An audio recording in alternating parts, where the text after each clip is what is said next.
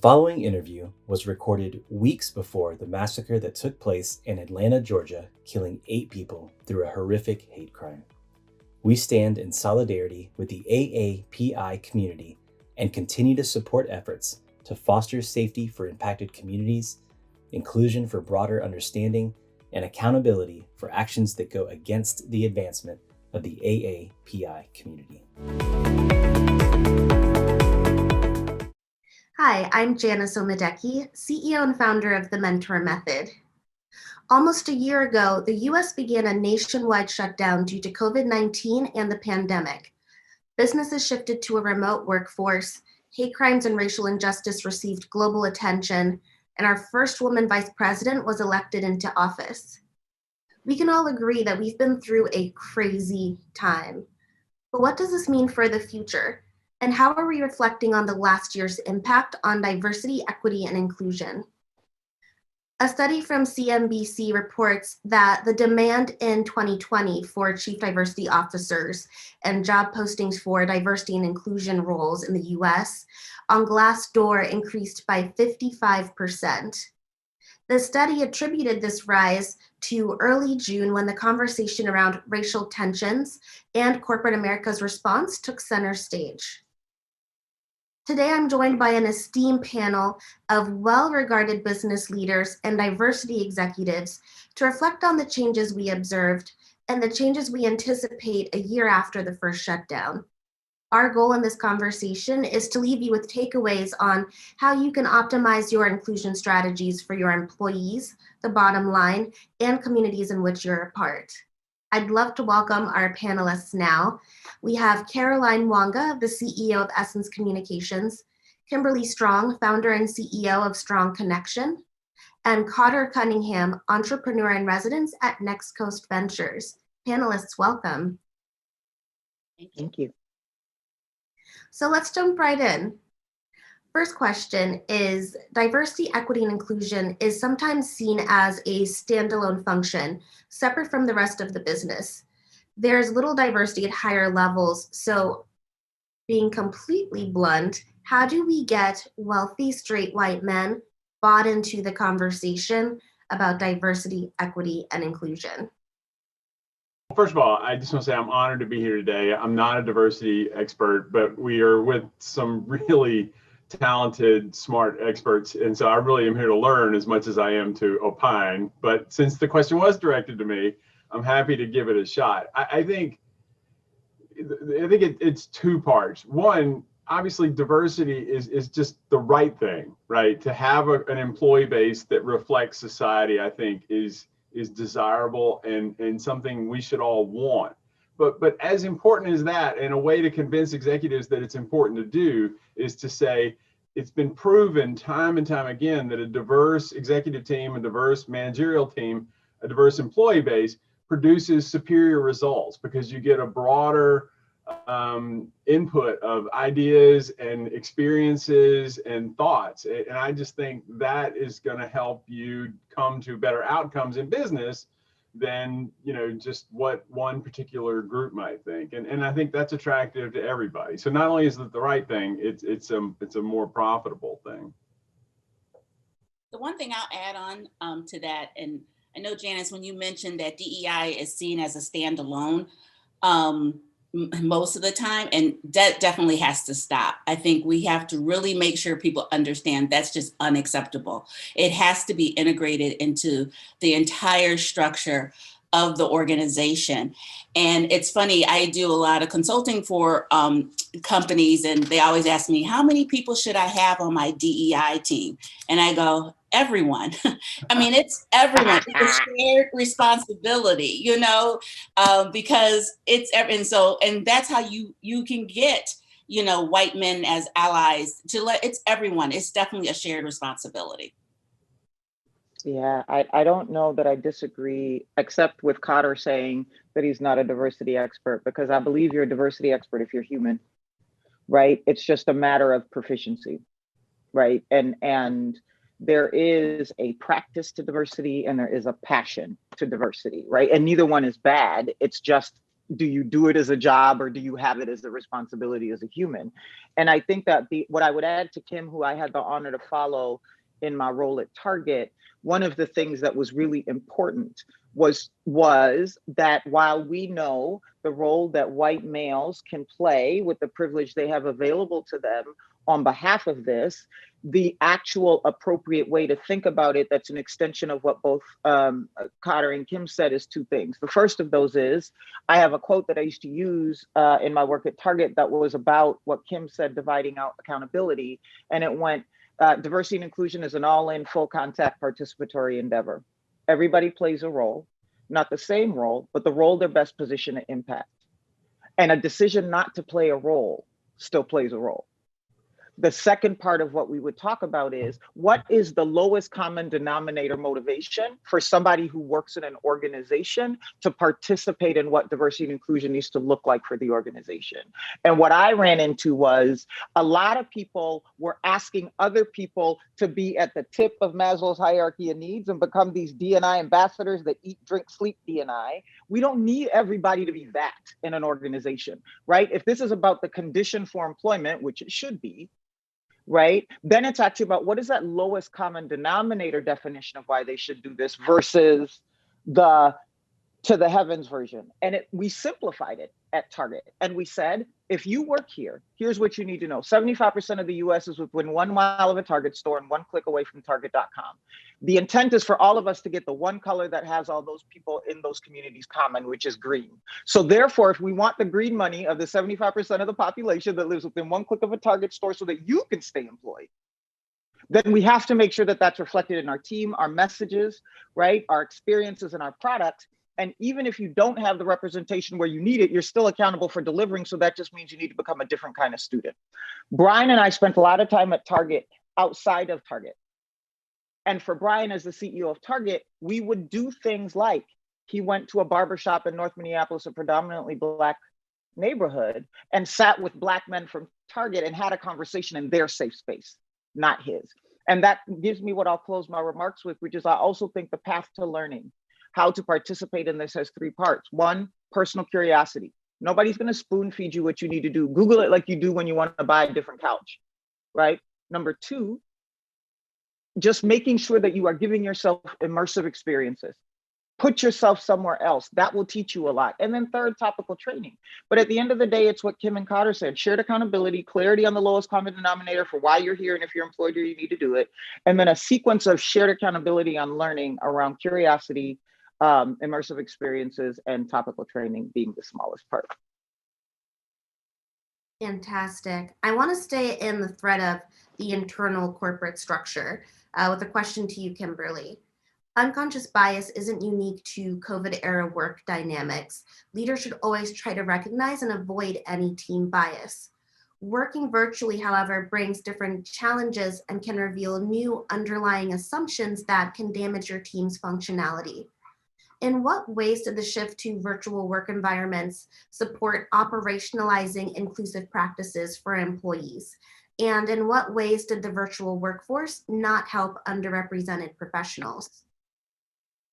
Yeah, no, that was definitely, first of all, thanks again for allowing me to be on such a great panel and getting to see my dear friend Caroline and you, Janice. But I think there were so many things that, unintended consequences. My husband and I always use that word sometimes, when you just don't know what you don't know. And I think during this time, what really proved to be helpful to a lot of organizations when they were shifting to the virtual work environment was really, they found that they really had to rely on their employee resource groups.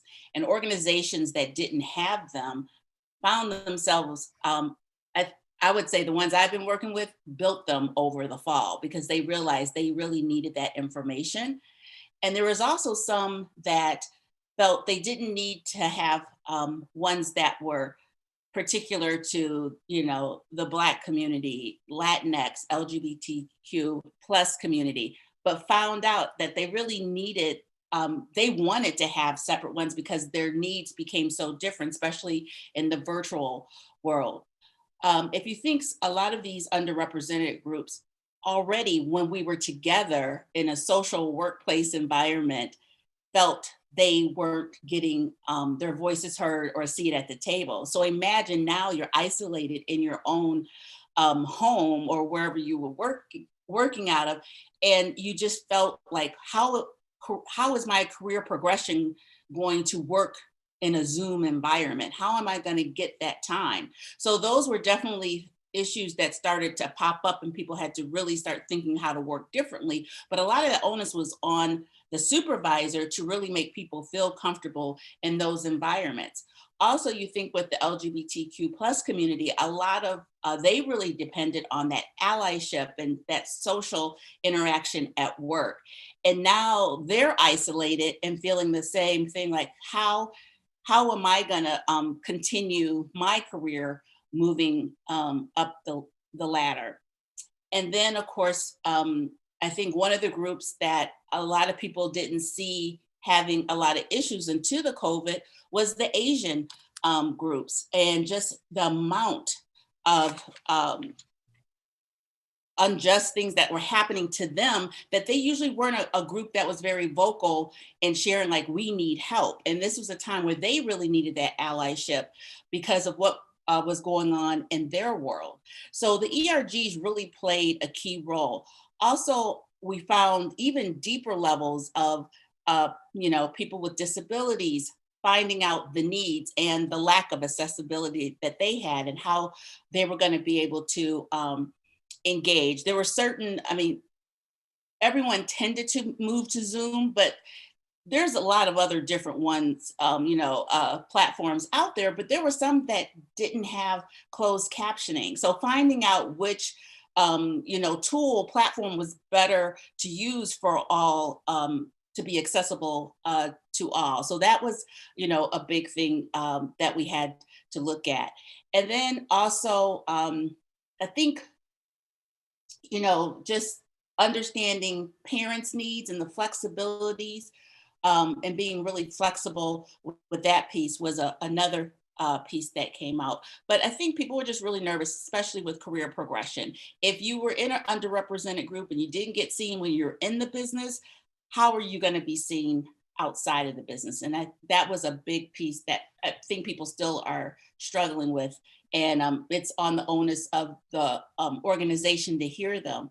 One more thing I want to put out there too that was interesting that I heard with some of the groups is the way leaders had to communicate.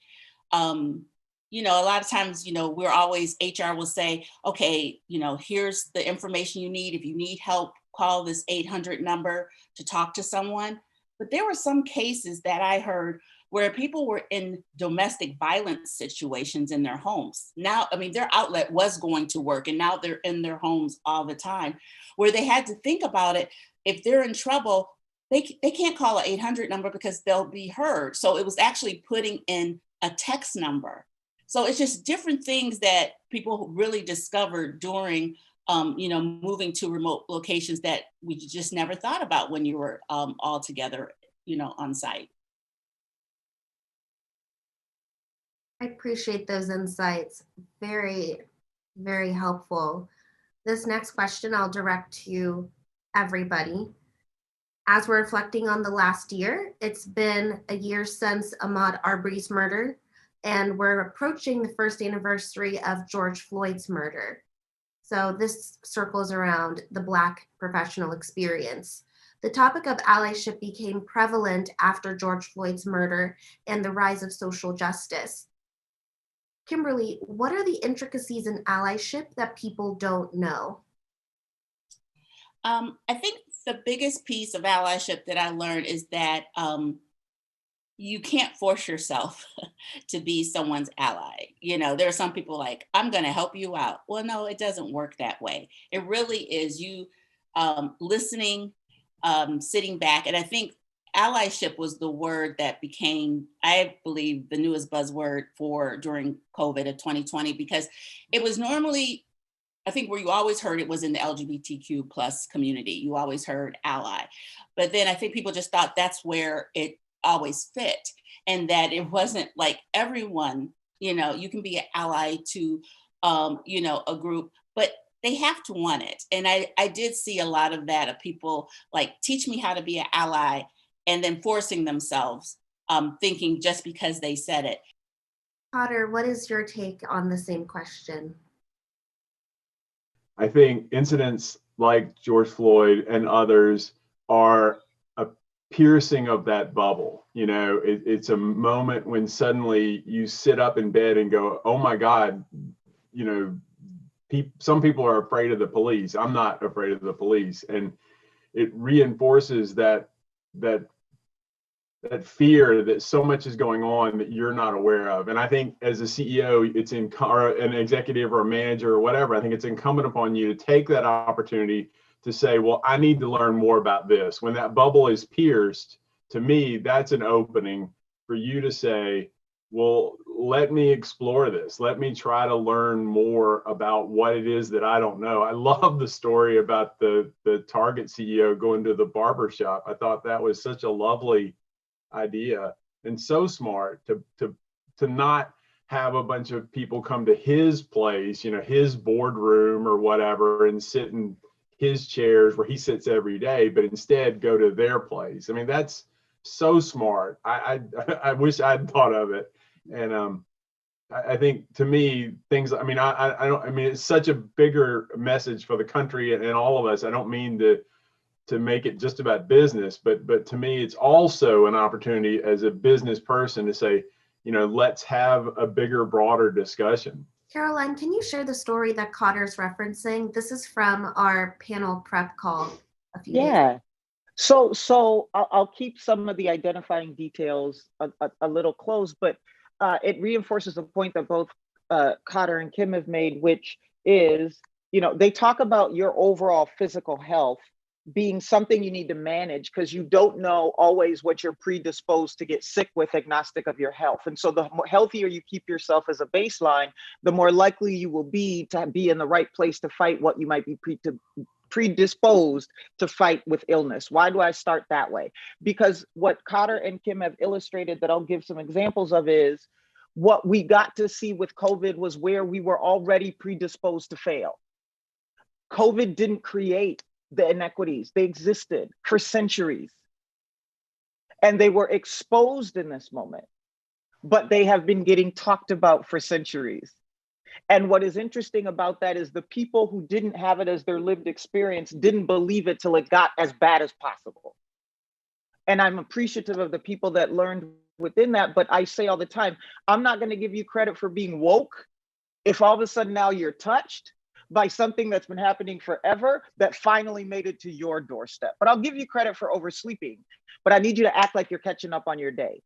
I need you to accelerate what you now can play a role in based on the fact that you found out whatever some other groups already know and have been saying. So examples of things that happen is when you send people to work from home, Cotter talked about backgrounds, right? So there's a scenario where a mom is having a conversation on a company meeting webinar, very much like this, and sharing her thoughts. The thoughts she's sharing become extremely emotional. She starts to cry hard.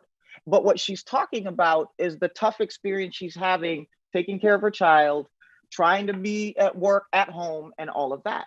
In the background, her son is in complete tears like any other little kid would be, right? But he's crying because he sees his mom crying. He keeps asking his mom, why are you crying? Why are you crying, mommy? And she keeps trying to silence him, right? Just as a parent. And I say, pick him up, put him in, bring him into the frame, hold him. He's worried about his mom. She wasn't gonna do that if I hadn't said, go ahead and pick him up.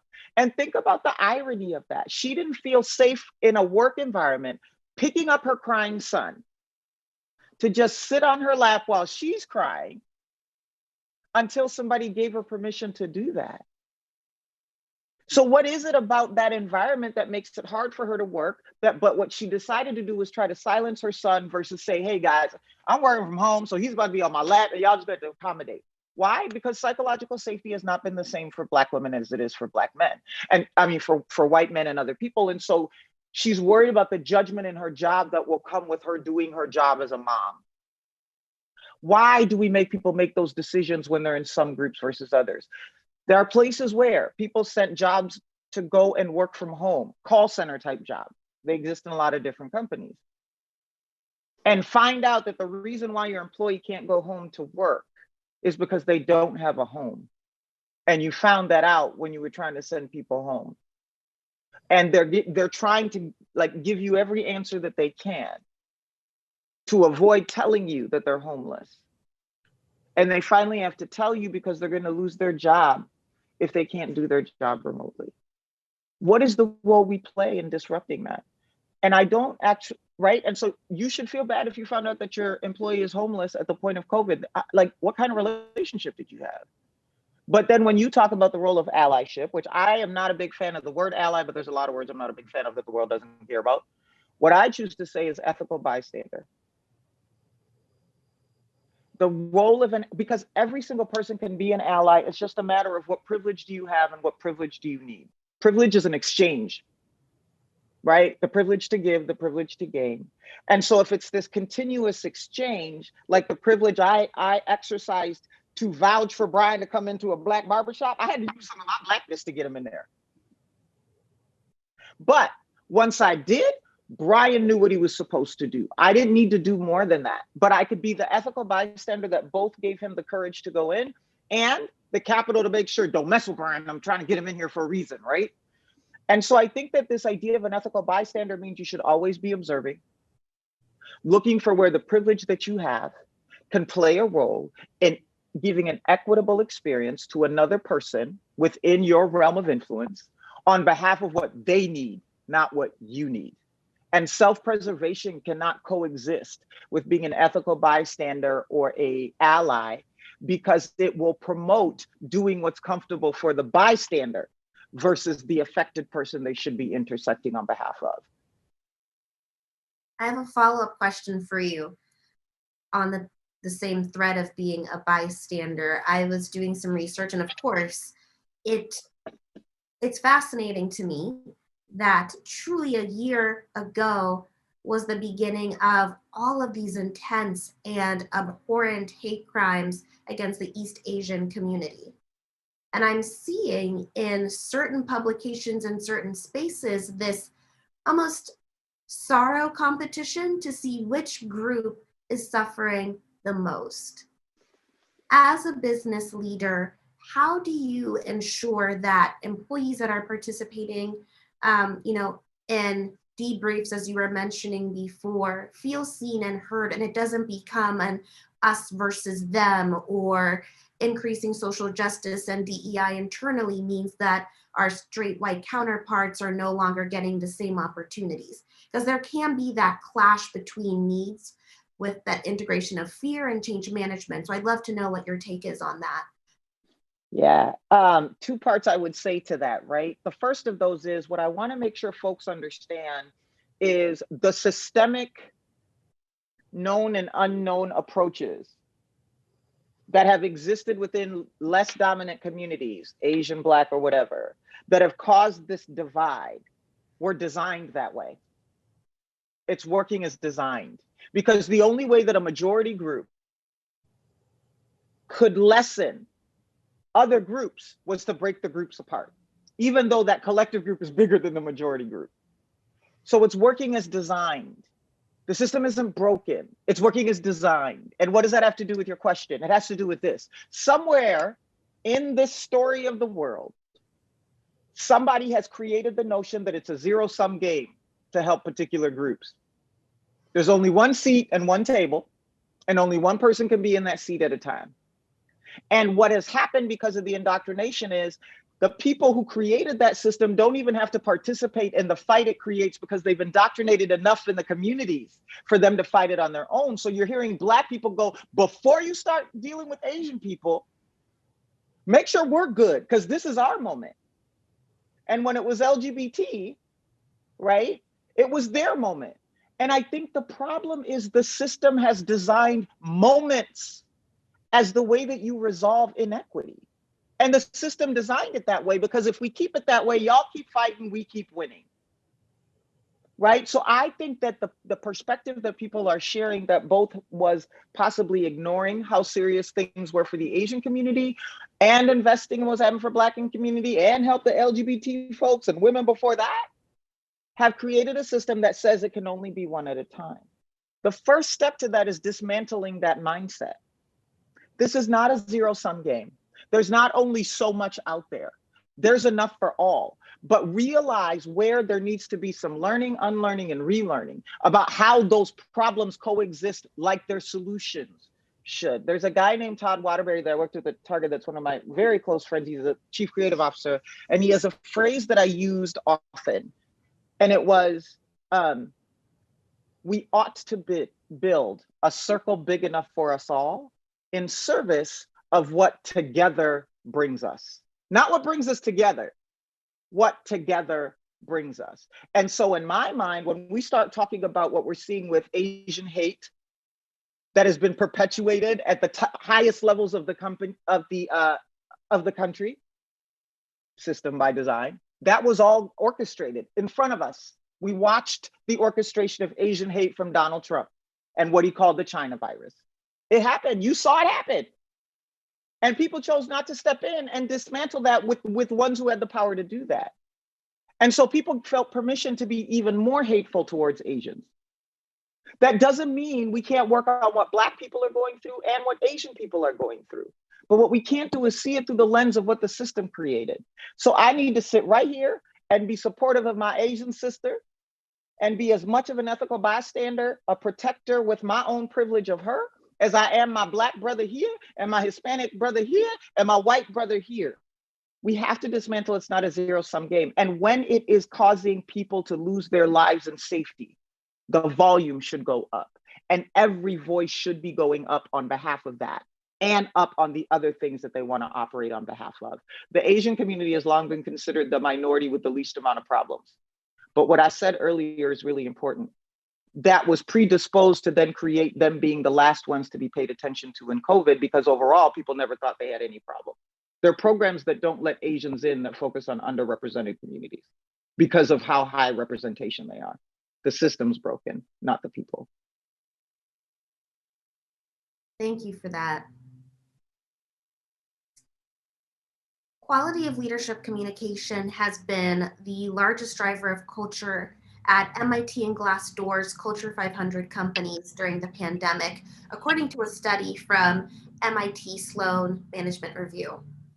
Honesty and transparency stand out as outstanding leadership, and it's not coincidental that employers report high quality communications as the most important thing they did during our transition to remote working.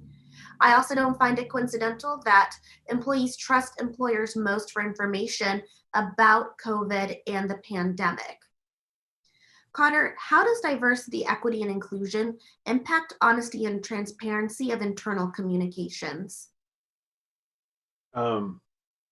We've alluded to this a little bit before, but I think in my experience at least, and again, I'm here to learn. I've already feel like I've learned so much, but I can speak about my experience. And so to me, the most important thing you can do is not put DE&I in a silo and say, oh, we're doing that, and then just kind of keep doing business as you are. I think you have to embrace it and you have to make it part of the culture. And so to me, honesty comes from saying, this is important to our company. This is something we're going to focus on.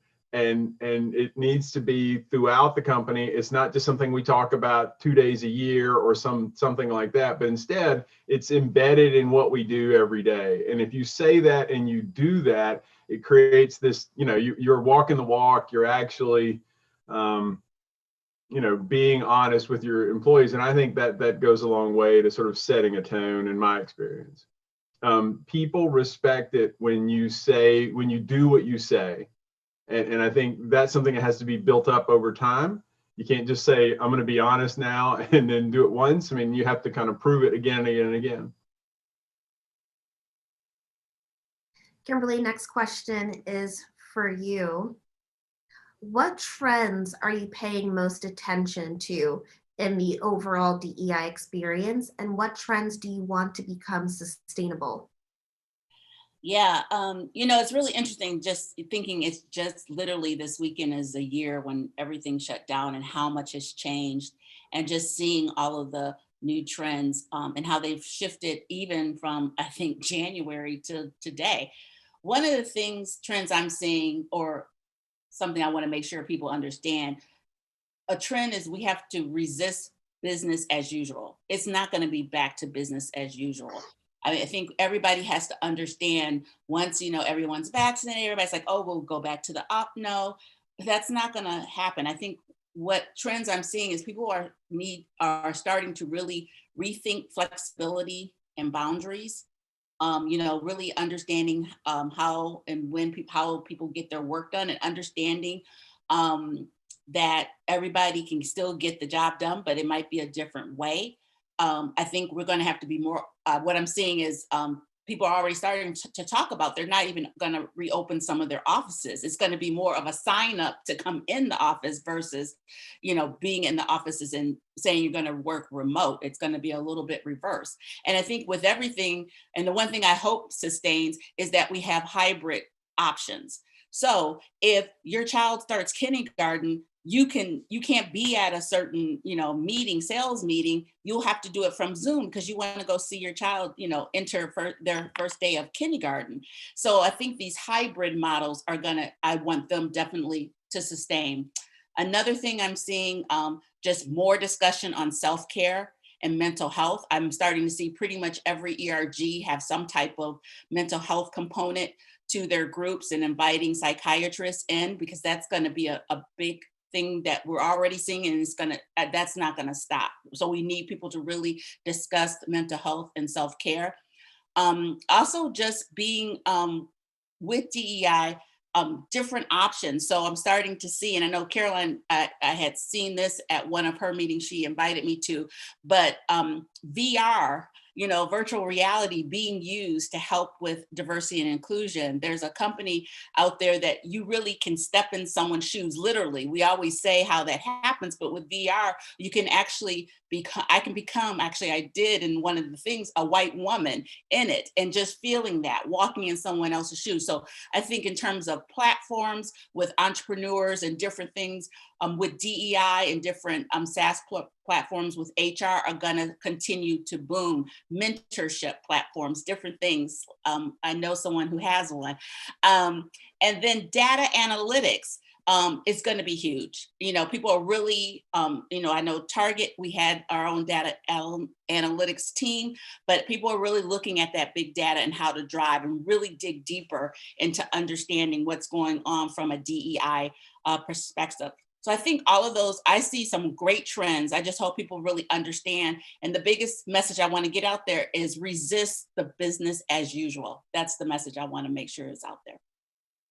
Thank you. I'm seeing the notes that this is the last question. I wish that we had 4 hours to dig into all of this. Thank you all so much for your insights and sharing your experiences. So Kimberly and Caroline, you both have had a career with HR and diversity, equity, and inclusion. So we've talked a lot about new tools that could be leveraged, new ways to implement strategies, but we haven't talked about budget. And oftentimes, especially with the mentor method or other initiatives, you hear that there isn't a budget available. So can you help the audience understand how best to quantify a budget, build one? Is there a certain ratio that executives should keep in mind to develop a robust enough diversity, equity, and inclusion budget? And Caroline, please go first. So your question is interesting, because I think it says something when the starting point or the stuck point is budget. Cotter talked earlier about this should be about how you run your business. And so my fastest answer to that question is, I don't know anything else in the corporate world or in a company that starts with a discussion about budget. What usually starts with is, what's our business strategy as a company? What do we need in capabilities, people, technology, whatever, to deliver on our business strategy? What are our financial and other objectives to deliver on that strategy? Who are we trying to deliver it to? And then how much do we have to invest to deliver? And so for me, if you are fighting on the question of budget, one of those previous steps is either not happening or not being welcome. You cannot create a diversity and inclusion focus within an organization without doing it the way you do other focuses within the organization. It has to follow the same streamline because the company has muscle memory about that process. You send your strategy, you tell them what it's going to do, they tell you what they want it to do, you adjust it, you agree, you say, this is how much it'll cost to invest, and you go. If you start at budget, one of two things is happening. You've missed a step, or a step has been rejected, or it's a cover-up. Because the other thing that budget does is silence need for actual work. So you'll also see companies give you a humongous budget, multiple millions. And in the same way I said that if you're stuck or asking about budget, your strategy is probably not strong or has been rejected. In the very same way, if you're not having to fight for it and it's coming a little too easy with a whole bunch of money, you should be just as curious, because it could mean that budget is all you're going to get versus the actual change you're trying to drive. Use the same thing you do in your business strategy. Nothing else gets through by starting at budget. Why would D&I? Kimberly.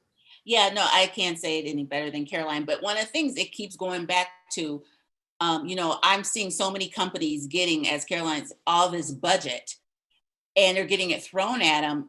And it's like, oh, I'll give you one example. There's like large budgets being thrown at, there's these great groups like Inroads, Management Leaders of Tomorrow, like MLT. They're awesome. They're getting a lot of money to get the people. But I know the concern is, and I'll say from, Black hires and their recruiting, if you didn't have a solid program of retaining, it's still not going to matter. So now we're going to double our Black leaders by, 2025.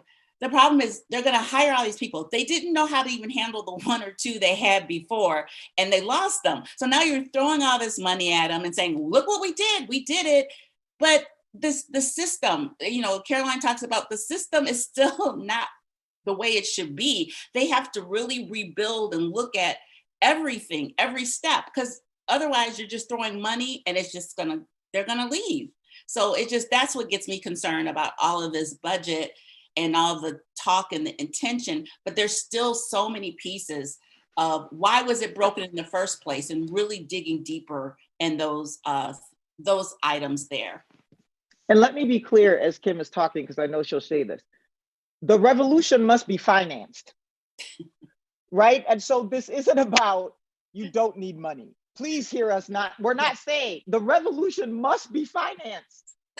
It must be right? financed. But it must be financed in alignment with what it is designed to impact. And it needs to go through the processes that the organization uses for other priorities. But there is no such thing as doing diversity and inclusion without the funding for the revolution. That's not gonna work. I agree. How else do you leverage tools within mentorship, employee retention, development, and otherwise? Cotter, Kimberly, Caroline, thank you so much. This was the highlight of my day, and I'm sure a highlight for everybody watching the Culturati Summit. Thank you so much for lending your voice and your experiences to educate the audience. And for our audience, if you would like to learn more about our speakers, please visit the Culturati event website with links to their LinkedIn accounts and additional information with bios. I'm Janice Omadeke. Thank you so much for spending the time with us.